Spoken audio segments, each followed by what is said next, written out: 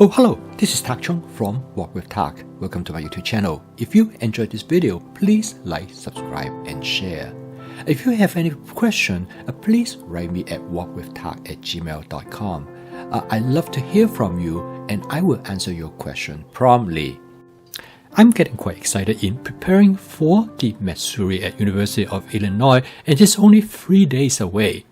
And on that day, I'm going to set up a cooking demonstration in making different kinds of fried rice.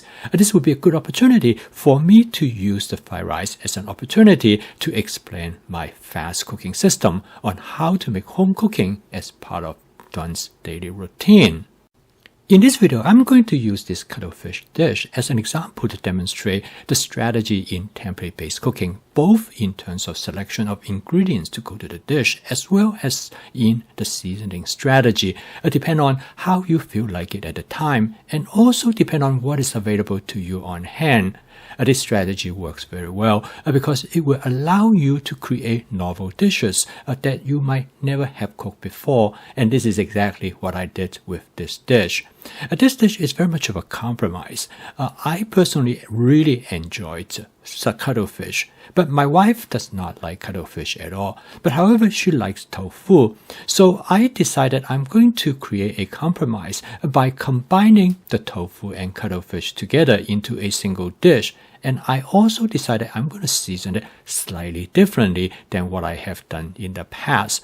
So this dish is an excellent example to demonstrate how you use different strategies and using basic templates to create novel dishes that you might have never done before. This video is also a wonderful reminder for me as well as for you the importance of advanced prepping. I can have cuttlefish almost any time I want because every time when I purchase some cuttlefish, I brought it home, I prepped it in such a way that I will freeze it so that I can have them to be thawed out in about 10 to 15 minutes anytime I want it. The first thing I do after I take the cuttlefish back is that I will wash them, and there's actually very little prep that I have to do. After washing them, I just pack them away into Ziploc sandwich bag as I would do with many other meats such as chicken, pork, or beef.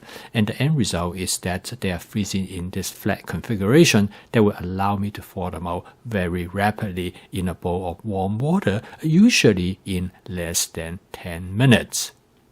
This is definitely time well spent. In the past, when I bought cuttlefish, I usually cooked them in one meal, and quite often I was not able to cook all of them, and some of them inevitably goes to waste. Using this method, I'm able to pack exactly the amount that I want for each of the meal, and consequently, when I cook them, I will be able to cook it the way how I want to, and now I can have cuttlefish almost any time I like, any time during the week or on weekend when I just feel like to have some. Almost everybody who has adopted my fast cooking system, they told me that one of the most important things that will help them to make the cooking system work is advanced prepping. And many of them treat advanced prepping with great seriousness because they know with advanced prepping, it's just like one person said to me, it's just like you putting money in the bank. Cooking this dish takes very little amount of time. It takes only about 3 to 4 minutes. And with advanced prepping, I can have the dish on the table in less than 5 or 6 minutes. Okay, let's go into the kitchen and I'll show you how I cook this dish. I heat up the wok as hot as I possibly could because I really want to sear the cuttlefish. And in this case, it demonstrated that a glass top electric range can provide excellent heat, and in this case I use a stainless steel wok, and because of the multi-clap layer at the bottom of the wok, and this is the Cuisinart 14-inch stainless steel wok, it will create a lot of heat capacity.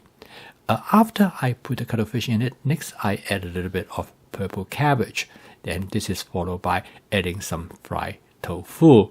Now all of these are already in my advanced prepping, and this is why it is so simple and straightforward to cook this dish.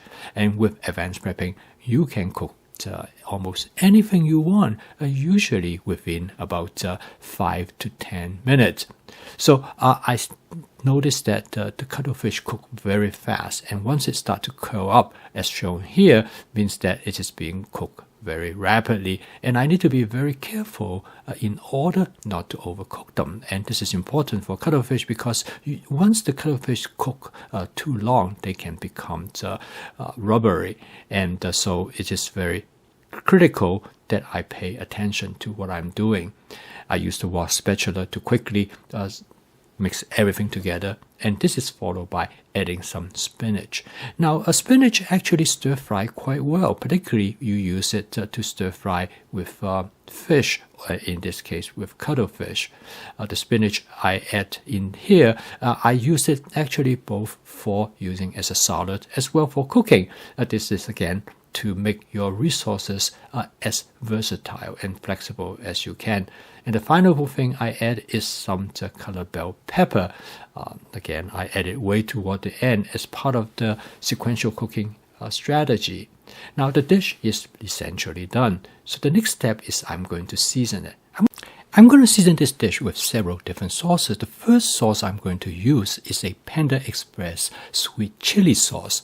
This will give the dish a slight spicy flavor. However, quite often, this sauce is too sweet for me. So I'm going to add a little bit of oyster sauce. This will make it a little bit less sweet, as well as will add umami flavor to the dish. This seasoning strategy is very similar to what I find in many Thai restaurants, a sweet and sour with a savory flavor.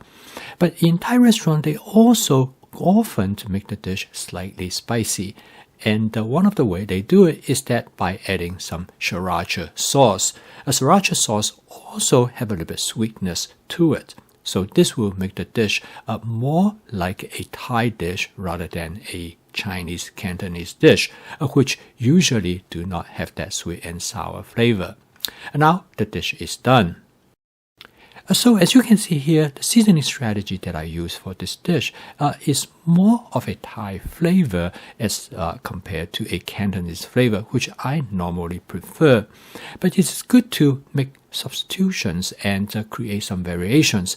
But as you can see, create such variation is extremely simple. All you have to do is have some of those sauces available on hand, and by using the sauces and mixing them up with different components as well as a different ratio, you can create a unique flavor.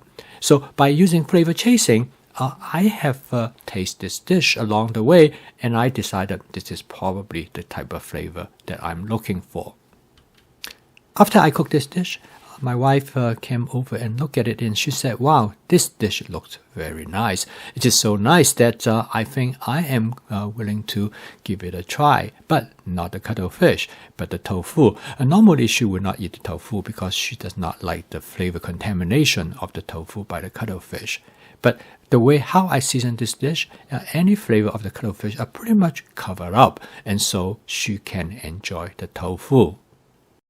The combination of the fried tofu, the spinach, and the pepper in this dish actually works very well, and it provides excellent contrast in texture as well as in flavor. I post a video each day to help you to make home cooking as part of your daily routine, and using my fast cooking system, you can always be creative, but at the same time it is practical as well as efficient. So if you want to learn more about my fast cooking system, please subscribe to my YouTube channel. So keep on cooking. I will see you tomorrow.